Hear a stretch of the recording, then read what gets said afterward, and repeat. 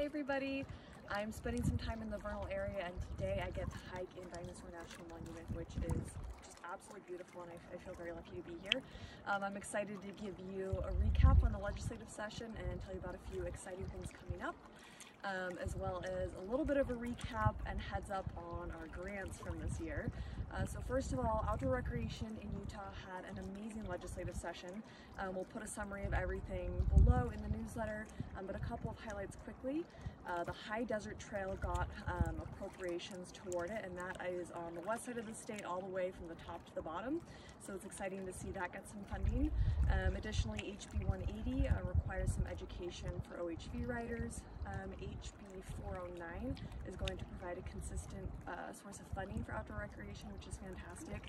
And HB 305 merges the Office of Outdoor Recreation with the Division of Recreation into one Division of Outdoor Recreation in the Department of Natural Resources. So we're going through that process right now, and it's fantastic, and we're looking forward to what's going to come. Thank you, of course, to the legislature for everything that happened for outdoor recreation during this session. We are very grateful and look forward to, of course, continued sessions in the future. We also had an amazing grant cycle for the Utah Outdoor Recreation Grant and everything that falls under that umbrella. The applications closed about a week ago, and we received requests for more than $17.5 million in funding for those grants. So our grants team right now is going through those, reviewing them, and then our grant advisory committee is going to meet at the end of next month. We'll have selections by early May, so stay tuned for that, and thank you to everyone who submitted an application.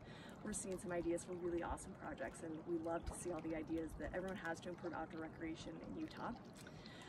Mark your calendars as well for the Utah Trails Forum Conference. That's going to be coming up in June 16th and 17th in Cedar City.